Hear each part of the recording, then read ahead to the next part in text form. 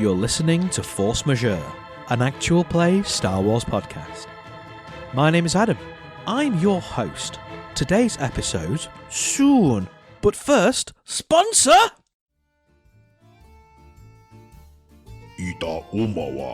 My master, the illustrious Bracca the Hutt, has been plying the hyperspace lanes for the longest span, trying to find the solution to a simple problem. Where to store all of these chance cubes he's been collecting?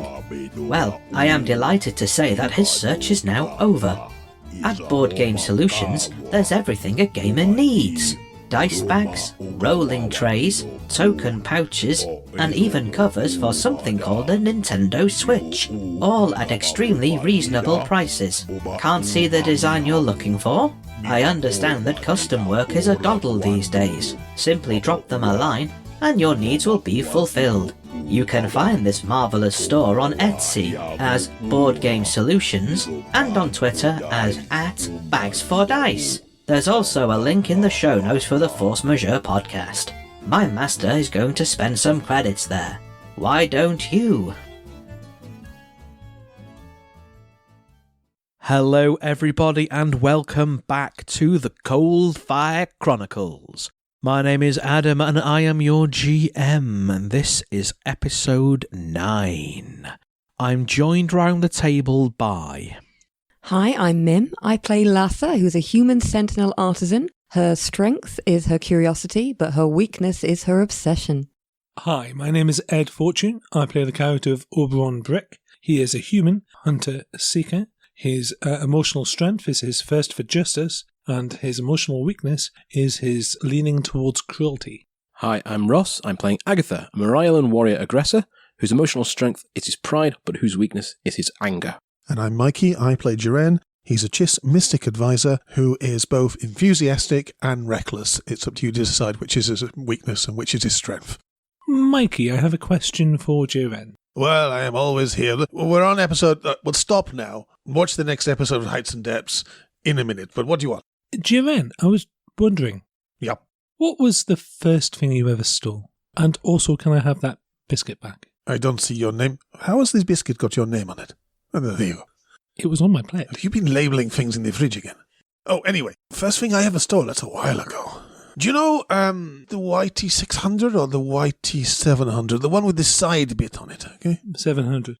Well, it wasn't for any reason other than we wanted to go and see a different city, but I had a gang back then, and we had no way of being mobile, so we did a... It's called a loosey-goosey, but it essentially what it is getting everybody off the ship while we get on the ship and have them high and dry as we go. So we did the loosey-goosey, and Raktar, my friend at the time, he picked up the comms. I am not a good pilot, but he's an excellent pilot. And away we went. We gave it back, maybe not to the right people, but we definitely gave the ship back to somebody after we'd been to the second city. It was a beautiful time. Of course, we got into a lot of trouble because I wasn't old enough to drive back then, and neither was Raktar. But it was a good afternoon. Yeah. And of course, it was school the next day, so... You exit hyperspace, and bursting into view in front of you is the Lanico system. The Lanico system has a number of planets, and Lanico 4 is the one that you're currently heading towards. Lanico 4 is notable because while it's no longer inhabited, it clearly used to be because of the sheer amount of space debris around it. Abandoned ships, empty survey stations, lost satellites, scrap, and asteroids. A vast asteroid field. Somewhere in this asteroid field around Lanico 4 is the rebel base that you're looking for, which on the transponder codes that have been provided to you via Tugger is codenamed Falcon 2. However, as you exit hyperspace, alarms flash upon your dashboard to show that there is another vessel in this area, substantial vessel, that is running scans of the area. It's not yet noticed you from what you can see, but there is some clearly quite illegal technology built into Coldfire's Mercy that tells you need to go into silent running sharpish. What do you do? So I announce silent running, and the lights change. You don't have to change the light bulb, it's fine, it's built in. It's not that old. Can I check? Is this proper silent running? As in, we are switching off all systems, so there's going to be a heat build-up and things like that. Is this serious tech? Because I actually know a little bit about this. Yes, that's right. It turns off everything except the most essential life support systems. It dampens the drive down, so you're basically just working on momentum and very, very basic propulsions. You're a mobile brick, but you're very hard to see in a field full of stars. Your heat signature drops off. So I lean over, press those 3 buttons over on the top of the console, announce silent running, and I just kind of default expect everyone to behave. Why have we done that? I point to the console. Yeah. Can you see that there? Well, I saw that it was flashing red before you pressed those buttons up there. We're on silent running because something's scanning for us. For us? Not us specifically, but something like us. And then I deploy some fancy flying to keep away from their arc. Okay, that's going to be a piloting spacecraft test. I've already stored an extra advantage to avoid... I was expecting it to be a collision detection, but... I'll allow that to carry over, though. Your difficulty is going to be... It's only 2 purple, but I'm throwing in 3 setback dice because, being on silent running, you are down to the most basic propulsors and momentum. You're not going to be able to pull any 0G, proper manoeuvres here without becoming visible. This is desperation. It's a smuggler's trick, in fact. All right, Oberon. I'm going to go back to engineering then. I'll be on comms if you need me. I'll be prepared to fire her up cold if we need to. Thank you, Larsa. Larsa, before you go, he indicates towards Tugger's station. There's something we should probably be doing while we don't have the power to everything. That's not a bad idea, actually. Scratch that, Oberon. I'm going to see if I can take out the thing we were talking about in engineering yesterday. Very good plan. Tugger is on the bridge wired into his astromech station, just so you are aware, because he's an astromech droid. He's doing his job. What did you need doing in engineering?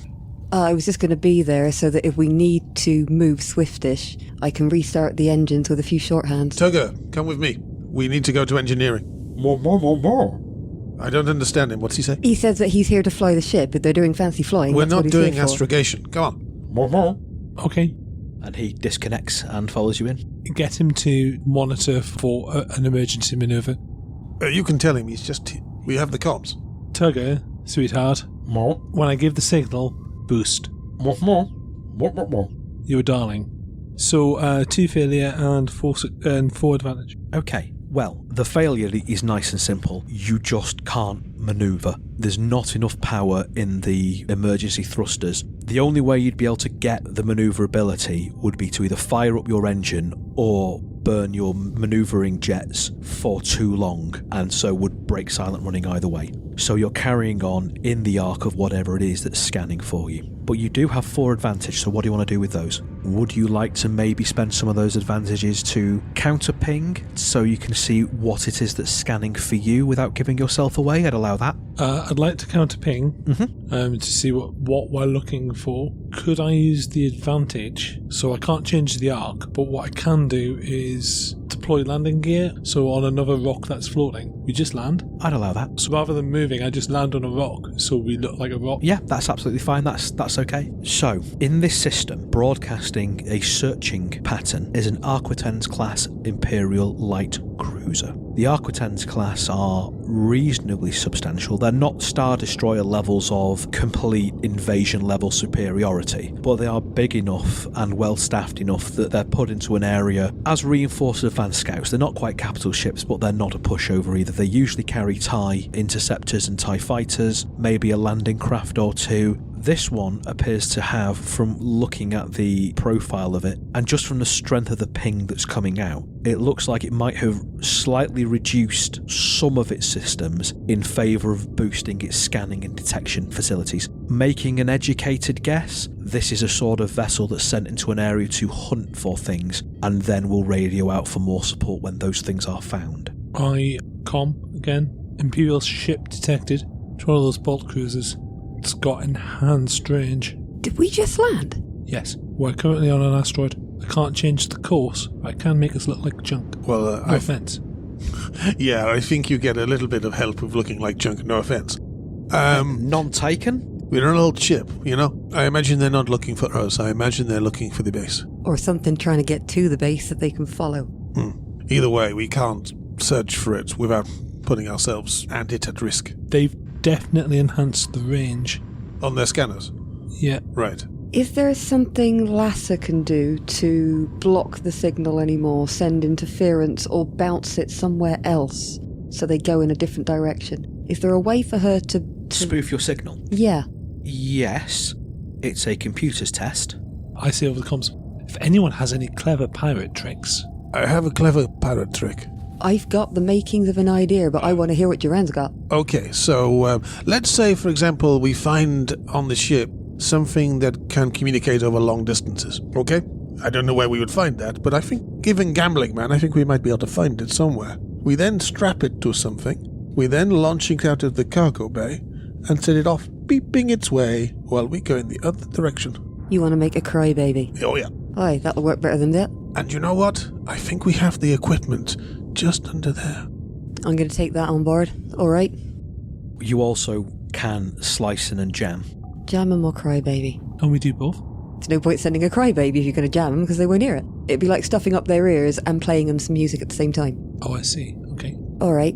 Agatha, you might want to be by the guns in case something goes horribly, horribly wrong. Agatha will stand by the guns. But I think we're going to try and send them on a wild goose chase.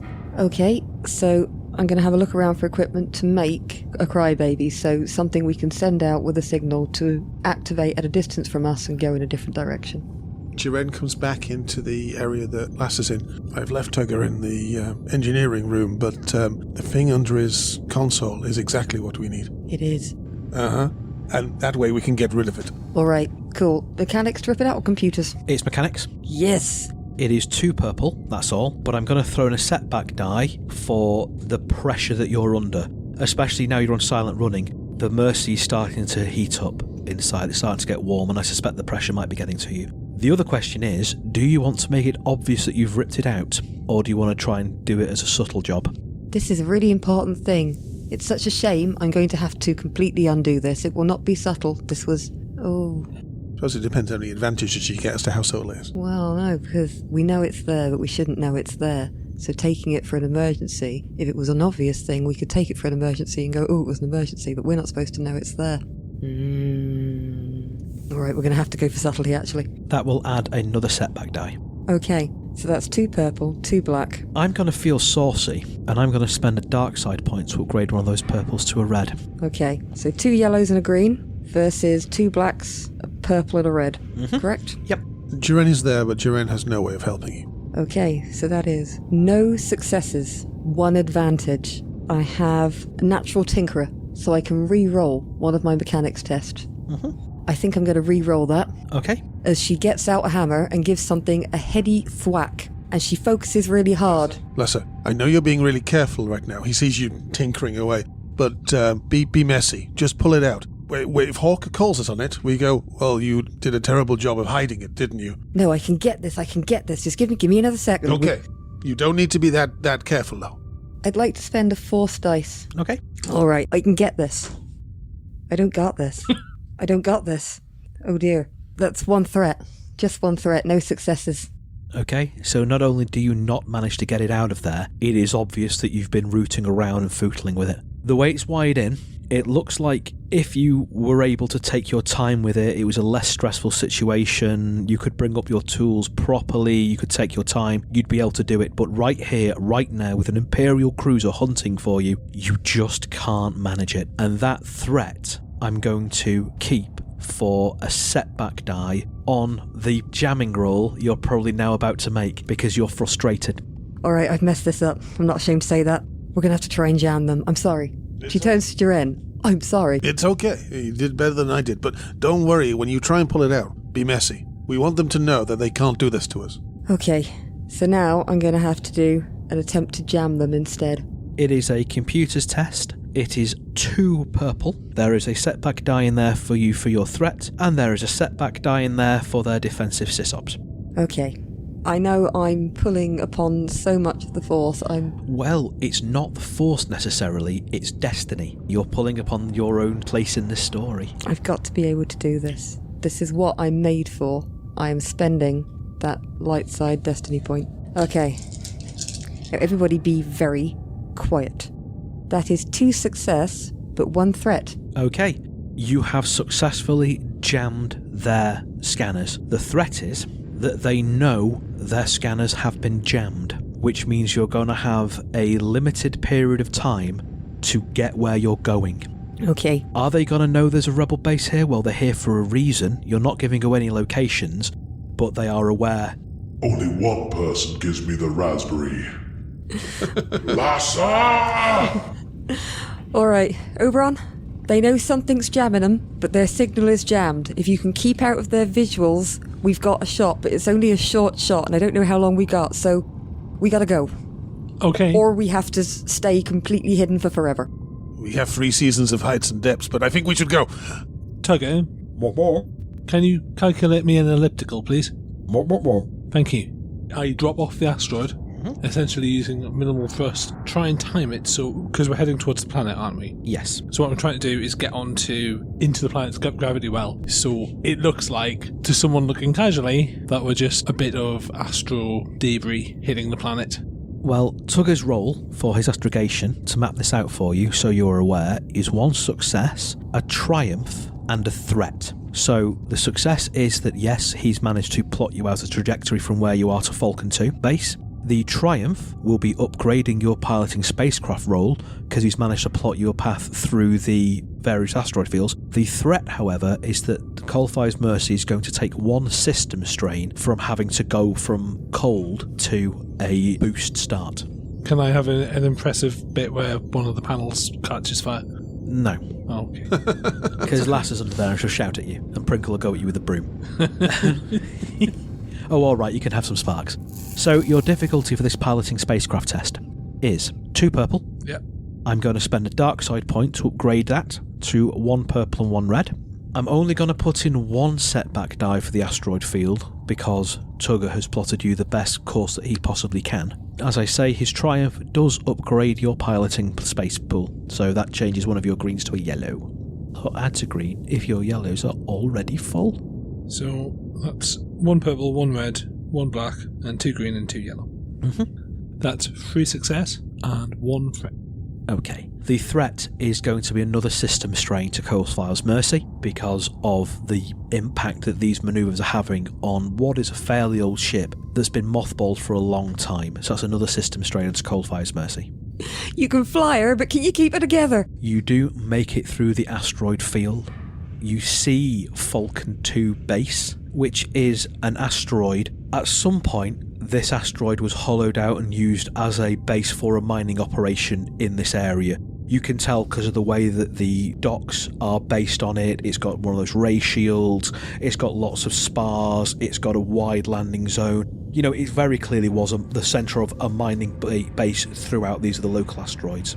You fly through. What I want to basically happen is, because I've used minimal engines and then essentially mathematics to take us where we need to be, I don't turn the engines on, I don't turn the engines on, I don't turn the engines on, I don't turn the engines on, at the last minute I turn the engines on and they don't turn on, and I turn the engines on and they don't turn on, and there's just 2 explosions instead, and then they turn on, and then everyone like goes, whoa, as we all rock backwards and forwards, and then it starts working. So that's the 2 strain. Yeah, as it were. That makes sense. And as you're approaching Falcon 2 base, they've located it very carefully because almost every path to get to it is blocked by asteroids, and they also are blocking any major Imperial scanning. You know, there's a lot of radio static and sensor static as you get to this area of the asteroid base. And just before you're pulling into land, as kind of the ray shield becomes visible, a voice comes over the comms and says, "Identify yourselves." Do we have an identifier? Yes, you will have been given a call sign by Hawker. The call sign is... Come up with the call sign. You have been given a call sign by Hawker. Go and sit down at the comms desk and go, "Hello, coming in hot. There is scanning in the area. Call sign is Breaker 6, going offline." And the ray shield drops, allowing you to enter, and then snaps back closed behind you, and you're landing in a big hollowed out landing bay. In here, there are 2 A-wings and an X-wing, which are all parked up. There is another freighter of a variety that will be defined at the point it becomes relevant and I get a chance to look through Wikipedia at some interesting freighters. But there is another freighter here as well, and there is space for yourselves to land. There's a couple of droids out here, there's a couple of other kind of people wearing the traditional Alliance jumpsuits that are kind of moving around and a bit busy. There's space been cleared for you to land. I land. Lasso, we've definitely blown a fuel line. I know, I am well aware. She comes out with steam coming out of the engineering room. And black up until her knees. Goggle marks round her eyes, because she wears her goggles at useful moments. You pull into land? Pull into land, pressing buttons, things turn back on. Okay. Including the landing gear. We land and then slowly we're winched up on the landing gear. Alright, well at least I've got something to do on the ship now, as Lassa looks at the physical requirements that are necessary for strain. Okay. At which point Tugger comes out of the engineering room where you've been as well, moves back towards his station and sees all the pulled out apart panels, then kind of turns his head quizzically towards you, Lassa, and goes, We were trying to do something. I thought there might have been a part in there, that was useful. roll me a deception. There we go. I'm going to start rolling all of the engineering stuff. You're rolling all my... My deception is not good. What difficulty, please, boss? A purple and a red, because you're against him. Oh, dear. Oh, Tugger! He's got the poker face. 2 successes, but 1 threat. I am a threat baby today. Tugger kind of shrugs, and as much as he can, his little manipulator arms come out and make the universal gesture for, alright then. And he goes, I tell you what, why don't you go and relax, and I will get in there and fix it up so it's ready for you. We don't have time. We need to go and see the people on the base. We can't just sit here. No, I'd like to take personal responsibility for it. You don't need me, do you, Jiren? No, you can stay here and sort it out. That's a good plan, Ashley. Tugger, you're an important member of the crew, and we need to make sure you are comfortable here, okay? I do not know what you said. He said, okay. I could have guessed that one. Why didn't I guess that? All right. You come with us. Okay, remember, we're meeting with some very important people. We only have 2 or 3 goes to make a first impression. You keep contact if you need me, but I am going to stay on the ship because I have some important repairs to do. Okay. I guess we follow your lead, Jared. This is your thing. Oh dear. Put on your nice clothes. Put on your good gear. Let's go and see. We get ready. We prepare. We don't leave them waiting for more than a couple of minutes. But Jerome puts his nice coat on. What is the name of the person we are meeting here? it is Thrall, an Ithorian. You might know something about Coldfire. Are we bringing Pyjac with us? Pyjac, do you want to come? Yeah, if you can tell me anything about Deverin. Absolutely. Yeah. Right. Okay. Who's staying, who's going? Lasso, you going to stay here? I would love to be there with you, but I'll have to come next time. I've got some important work to do on the Keep ship. the home fires and some of the control panel over there burning. Not burning. Prinkle steps out of the kitchen, sees the smoke and the sparks that are on the command deck, sighs, goes back in the kitchen, comes out with his broom. I will stay here also. Chadrafan's work is never done, eh? Also, we might need you to keep an eye over the comms. Just to keep an eye. I'm plugged in. Okay. Okay. I pull on some gear. And you head out. The gangplank drops down. Have a nice day, everybody. See you later. And you are met at the bottom of the gangplank by a human. They're wearing, again, the usual Alliance jumpsuit. They have a pistol sheathed at each hip and a very clear cybernetic right eye. It's very pronounced. It is not a subtle job and is wired in. Kind of, the side of their head is completely shaved, and you can see some of the cabling kind of coming out and plugging in at various points where they've clearly taken a really nasty wound to the head at some point. And they greet you and say, "So, you're here with the supplies from Hawker then?" That is right. Who am I speaking to? I'm Captain Jeg Penhaligon. Jed, it is good to meet you. I am Jared. This is the crew of the Coldfire's Mercy. Well, welcome to Falcon 2 station. I'll have Thrall come over with some of his droids later on to show you where to unload the supplies to. Do you have a copy of the manifest? No, yeah. He pulls out his data slate and passes it over. They take the manifest from you and start looking through. Oh, Hawker's done it again. We've been after this stuff for ages. Not sure how much longer we're going to be here either. I don't know if you've noticed, but the imps are looking for us. Well, this is why we were being somewhat less verbose when we spoke. I didn't really want to have a chat. We jammed them for a short period of time. Right. My engineer, she's a good work, but we took a little bit of damage getting in here. Right, if you've had to jam them, that means they'll know there's something here. We think, from what we've managed to be told by one of our sources within the Empire, one of our agents, that they suspected there was something here but had no solid proof. But if they've been jammed, it means we're going to have to up our timetable for getting out of here. We were quite a way away before when we jammed them. Perhaps they draw them to another edge of the... Or they might just think it's a smuggler and nothing to do with us. Okay. Technically we are, so... That is very true, but an independent trader as opposed to... I'll tell you what. Working with us. Depending how quick we can get out of here, we might be able to draw them away. That would be very useful if you're prepared to put yourself to that risk. The Alliance would be very grateful. Well, we are already in the risk, and there is... I'm very confident that they didn't see us coming in. Yes, but... no way they could have tracked us. They noticed we were redacted. That's the problem. Yes, they know that there's something in the area. They don't know what. And I don't think they're actually scanning every single asteroid. We're certainly on the edge of their range. So I think what we could probably do, give it a little bit of time, we'll refresh up, and then maybe we'll do a bit of cat and mouse. But we have some conversations we'd like to have as well, if that is okay. Absolutely. With anyone in particular, what can we help you with? Everybody. Let's go away from the gang. Let's go and sit down somewhere, shall we? Of course. Please, come with me. Incidentally, Lasser, you hear all of that because Jiren has not turned his comm off. All right. She just sits and listens. I mean, he may have forgotten to turn his comm off, but it's more likely that he just wants you to hear everything that's going on. They take you to a common room. It is cold out here on this asteroid. There are clearly life supports running, but again, they're clearly running the barest minimum. They're helped by the fact it's in the centre of this massive space comet, the space boulder, so it retains a significant amount of heat already. It's naturally insulated both radio wave-wise and heat signature-wise, but it's still fairly cold. As a chase, it is a perfect temperature. It probably is, yes. Uh-huh. And it's not quite full gravity as well. It's about 0.9. So it is just enough to feel a little bit strange when you're moving, but not enough that you can quite put your finger on what's causing that. So we have less resistance then, is it? Yeah. Yeah, okay.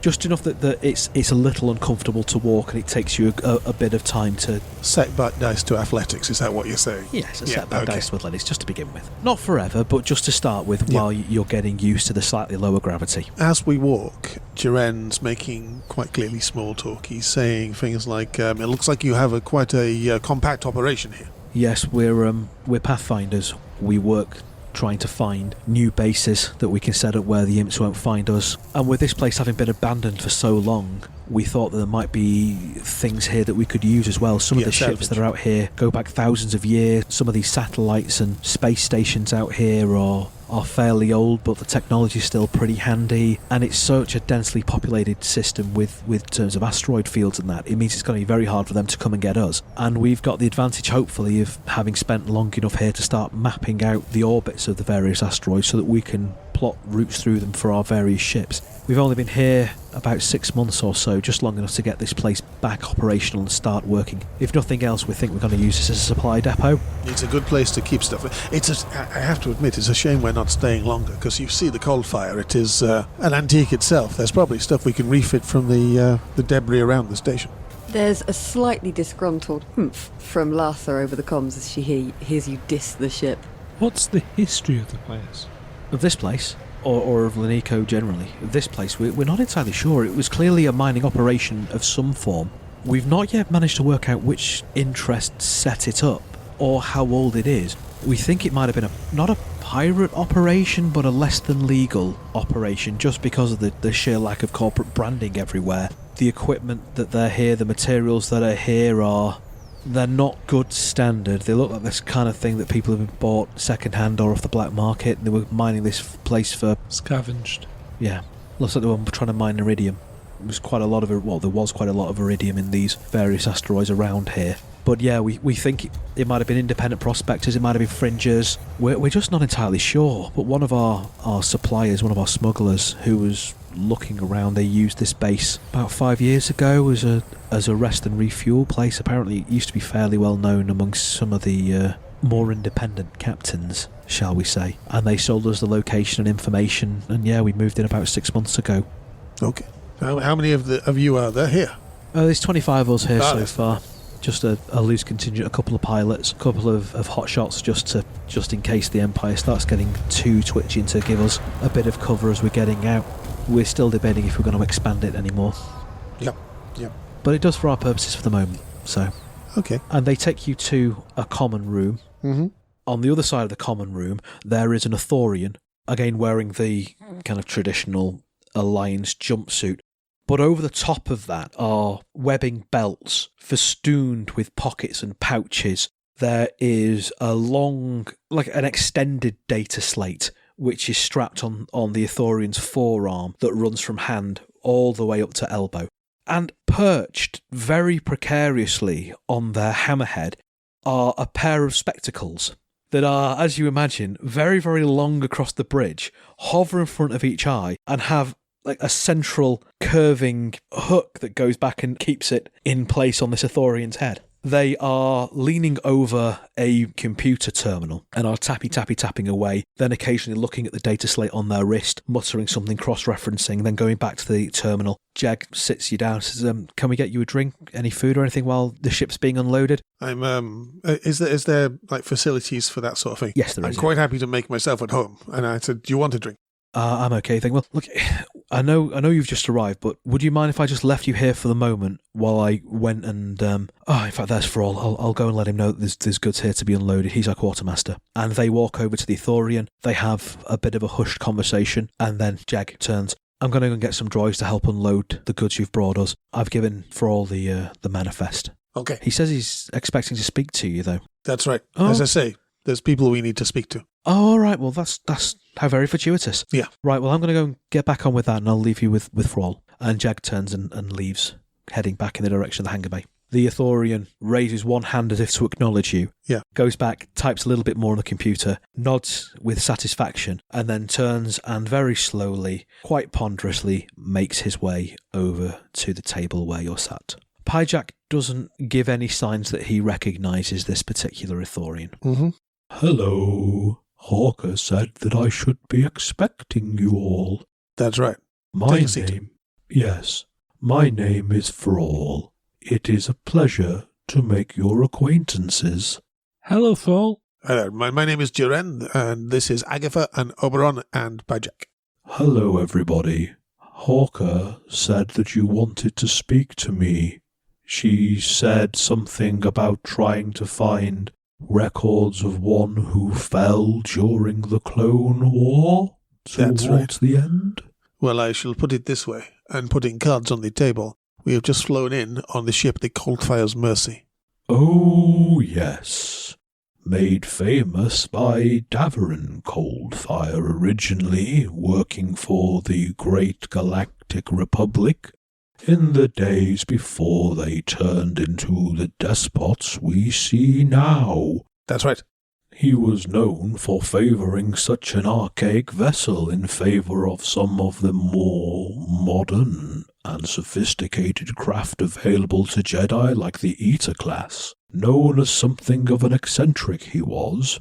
Then I heard that he fell when so many of the Jedi fell, and his craft was used by, a rebel, fighter, tactician. He had a crew of his own, but he named the vessel after his fallen master. I seem to recall he was a clone, much like yourself. He nods at Pyjak. I can't remember the fellow's name. I think it was something a bit like Pancake. But not that. That's a foolish name, even for a clone, which, as I'm sure your friend Pyjak over there can attest, sometimes had some very peculiar nicknames. This is driving Jiren insane, because the guy is so slow and he can't get a word in edgeways. And it's like, every sort is like, yes, but, and, yes. Everyone keeps wanting to say words like sign all systems and this sort of thing to like supplement what he's saying, because he's pretty sure that he keeps getting things wrong. But he's not smart enough to know exactly what those things are. He just knows that that's not right. Pyjak has been getting just tenser and tenser as he's been speaking, and kind of goes, "Yeah, that's the fella. Yeah, we're trying to find out what happened to him. We heard that you might know what happened to him. We've heard a rumor that he might have survived whatever happened to the Jedi, and that you'd be the person who knew what would happen to him. And I would like to say, says Jiren, as he can hear the grumbling over the intercom, the Coldfire's Mercy might be old, but it's very good. It's a good ship. It's got its places. Oh, well, I apologize if I caused offense. It's fine. So, the Jedi? Yes. Oh, you think that I might be the one to know? I'm afraid that's not the case. That's not what I study. However, I do have a very good friend. One of your people, in fact. And he nods at Agatha. Her name is Vitara Kai. Do you know her? He looks at Agatha quizzically. No, Agatha does not know this person. Oh, I'm sorry. I thought you all knew each other. Never mind. Vitara has been an old friend of mine for quite a while. That's why she's an old friend. I should stress that she's not particularly old.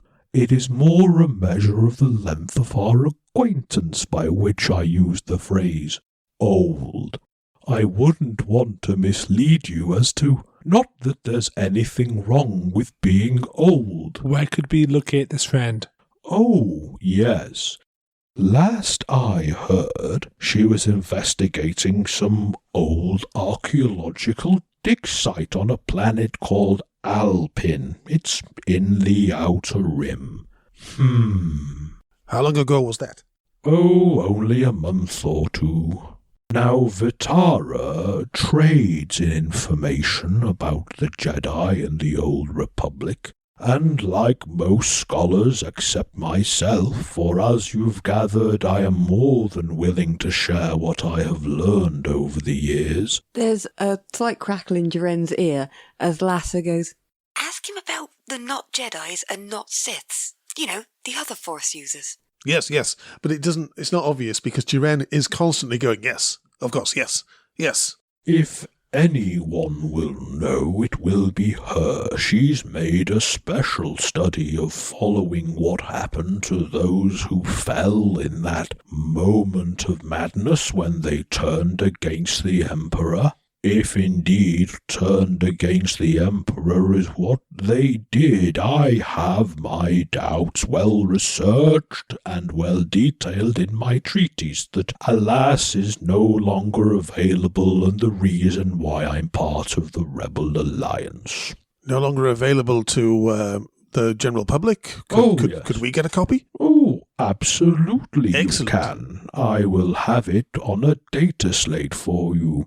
Always nice to meet people who are interested in what happened. Oh, yes, this is exactly why I'm here. What are your theories on this matter? Well, I do not know, because I am a space pirate. Oh, I thought by the coat you might be a scholar. Looks down at his coat. It's resplendently purple and shiny and everything like that. He's like, do I look like a scholar in this? Academics, in my experience, can often dress outlandishly. This is very landishly. It's not outlandish at all. You look like a fried breakfast in it. I do not look like a fried breakfast. No, you don't look like a fried breakfast.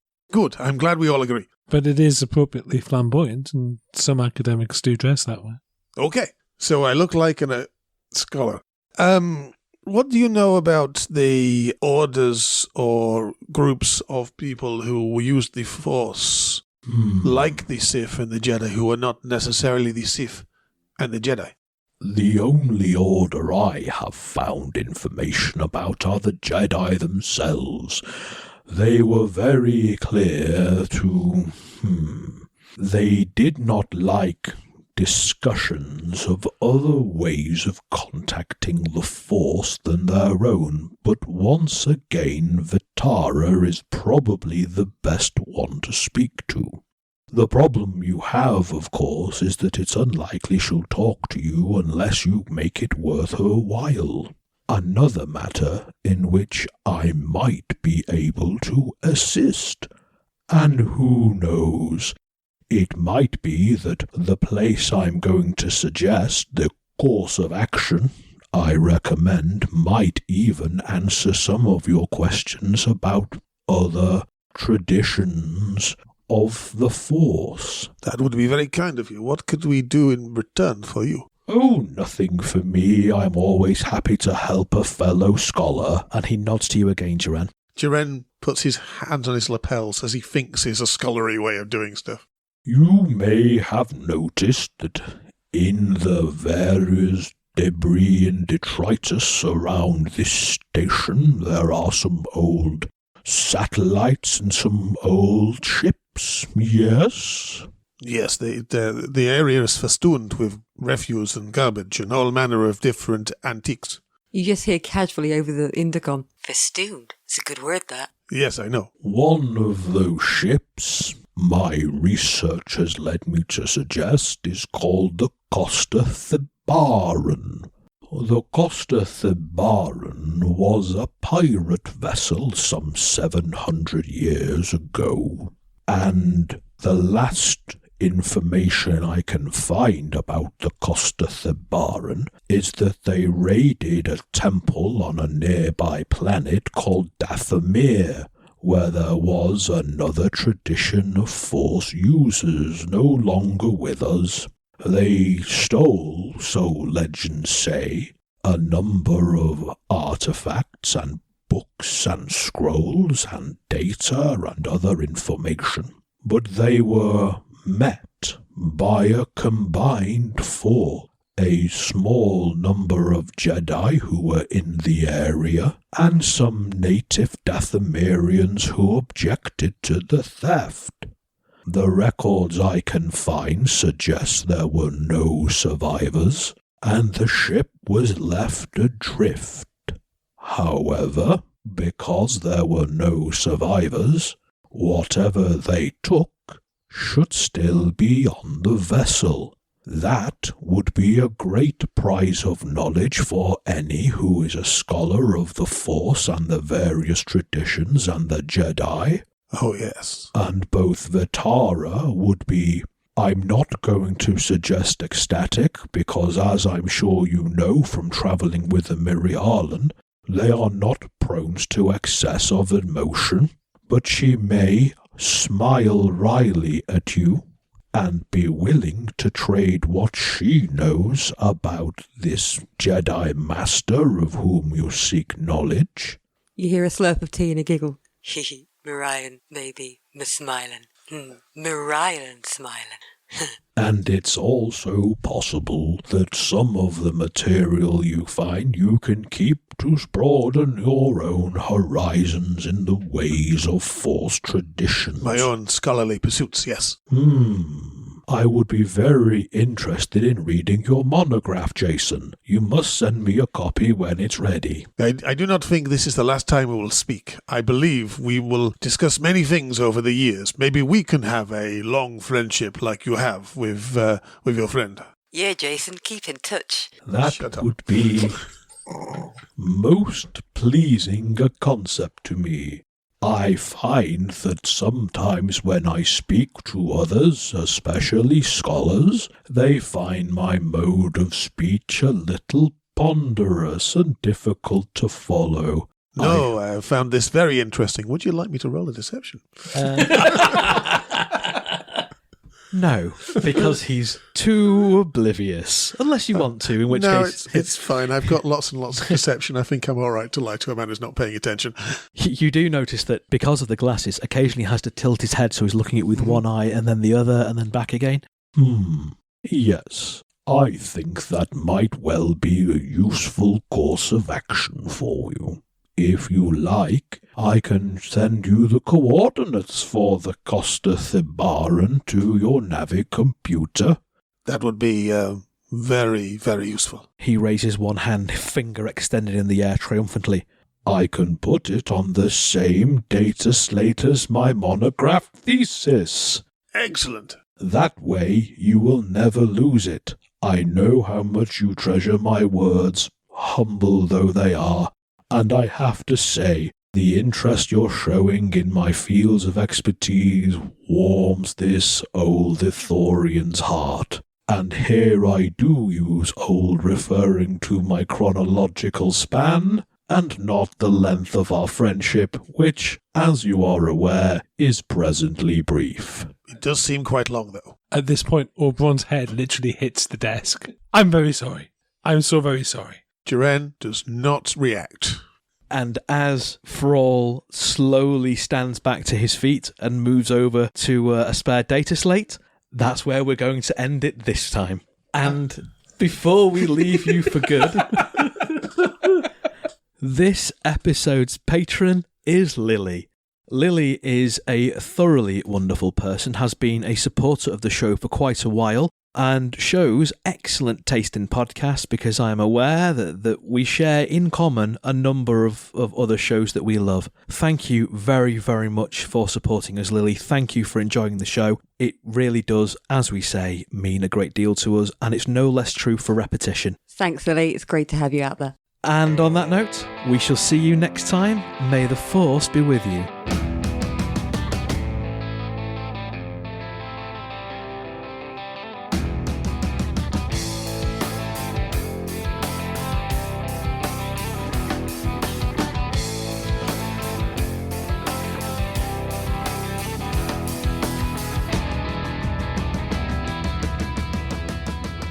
Force Majeure is played using the Star Wars Force and Destiny game system by Fantasy Flight Games and Lucas Books.